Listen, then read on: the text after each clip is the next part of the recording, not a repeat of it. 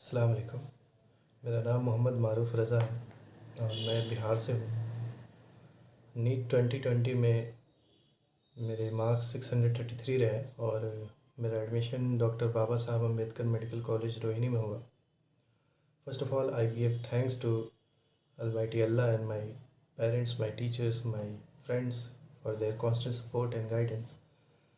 आज मैं आप सब से अपना नीट जर्नी शेयर करना चाहता हूँ कि जो आने वाले नीट एस्पिरेंट हैं वो उन गलतियों से बचे जो हमने की थी। मैंने अपना 11th-12th जामिया से किया और 11th में मैं एवरेज स्टूडेंट रहा।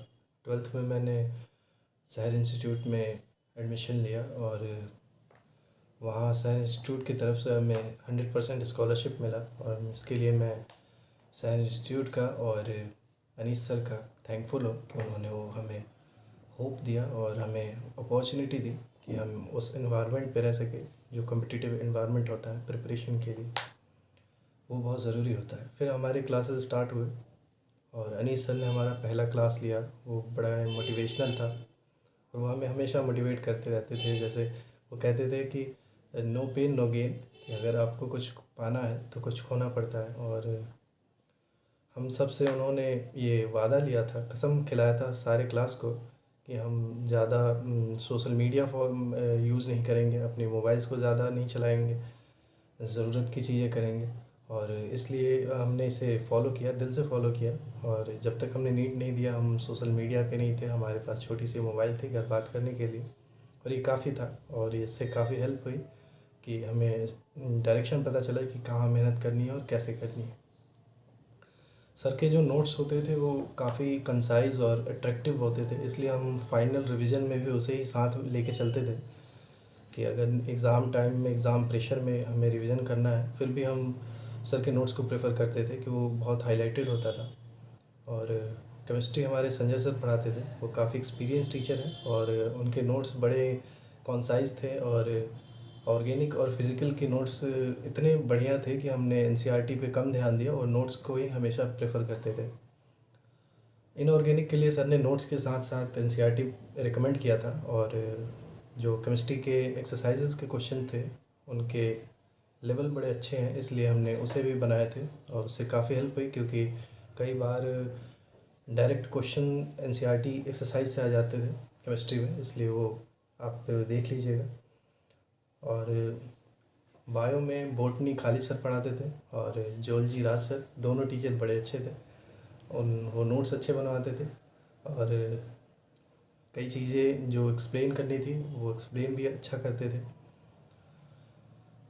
और शहर का जो टेस्ट सीरीज़ था, टेस्ट सीरीज़ में काफ़ी हेल्प हुई कि उनके क्वेश्चन के स्टैंडर्ड अच्छे थे और उसे बनाने से कॉन्सेप्ट क्लियर हो जाते थे। टेस्ट के बाद हम घर आने के बाद हम फिर से पूरे क्वेश्चंस को सॉल्व करते थे और फिर अगले दिन डाउट क्लास लगता था, तो डाउट क्लास में फिर जो क्वेश्चन नहीं बनते थे या जो दिक्कत वाले क्वेश्चन थे उसे सॉल्व किया जाता था। और इसमें मज़े की बात है कि अगर आप एक तरह से कोई क्वेश्चन बनाते हो तो सर उसे दूसरी तरह बना के दिखाते थे और उससे टाइम मैनेजमेंट में मतलब आसानी हुई। और हम उसी पे काम कर रहे थे, टाइम मैनेजमेंट और नेगेटिव कम करने के लिए।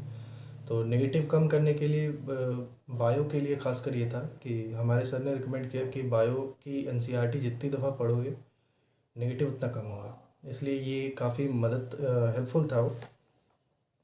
और प्रीवियस ईयर क्वेश्चन अभी के लिए बहुत ज़रूरी है क्योंकि एनटीए जो क्वेश्चन पेपर का फॉर्मेट बना रहा है वो प्रीवियस ईयर क्वेश्चन मतलब प्रीवियस ईयर ओरिएंटेड है, इसलिए आप भी प्रीवियस ईयर को लगा ही ले, एकदम उसे छोड़े नहीं और जितनी दफ़ा लगा सकते हैं उतने लगाइए और अपने वीक पॉइंट्स पे ध्यान दीजिए कि कौन से टॉपिक्स के क्वेश्चन हैं जो बार बार हर टेस्ट में गलत हो रहे हैं, उस पर ध्यान दीजिए और दोबारा उन्हें रिवाइज कर लीजिए। पिछले साल हमारे नीट 19 में मेरे मार्क्स 530 रहे और इसके वजह से मुझे एक ड्रॉप लेना पड़ा। और फिर कोरोना में ये सारे बंद हो गए, लॉकडाउन लग गया तो ट्यूशन बंद थे। इसके वजह से मैंने अपने एक स्टडी पार्टनर थे हमारे, उनके रूम में शिफ्ट कर लिया और फिर हम दोनों अच्छे दोस्त बन गए और अच्छे से पढ़ाई की कि इन्वायरमेंट हमारी अच्छी हो गई, वहाँ की माहौल जो था वो पढ़ने वाला था और हम कोई और काम नहीं करते थे, बस पढ़ाई पढ़ाई करते रहते थे। और फिर जुलाई में हम दोनों कोरोना पॉजिटिव हुए, लेकिन हमारे एक डॉक्टर सीनियर हैं जो डॉक्टर हैं, तो उन्होंने हमें रिकमेंड किया दवाइयाँ या जो भी प्रिस्क्रिप्शंस थी, जो भी इंस्ट्रक्शंस थे उन्होंने दिए और हमें गाइड किया उस मुश्किल दौर में। और फिर भी वो हमें इंस्पिरेशन देते रहते थे कि पढ़ाई करना है, कंपटीशन बहुत ज़्यादा है, रुकना नहीं है इसमें। और फिर अगस्त में अल्हम्दुलिल्लाह हम ठीक हो गए और फिर सितंबर में एग्ज़ाम हुआ।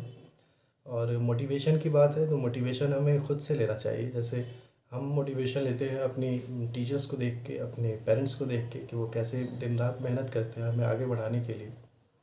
और जो भी इस वीडियो को देख रहा है, मैं उनसे गुजारिश करूँगा कि आपके पास या आपके घर के या आपके जानने में जो भी बच्चे पढ़ रहे हैं, उन सबको आप जामिया या अलीगढ़ का एक्सपोज़र दीजिए, क्योंकि यूनिवर्सिटी में आने पे यहाँ अपॉर्चुनिटीज़ बहुत ज़्यादा मिलती है। तो आगे करियर बनाने के लिए बहुत ज़्यादा अपॉर्चुनिटी होती है। तो आप इस पे ध्यान रखें कि कोई भी बच्चा अगर पढ़ रहा है तो उसको इसके बारे में बताएं। और best of luck for those who are appearing for NEET 2021। Thank you.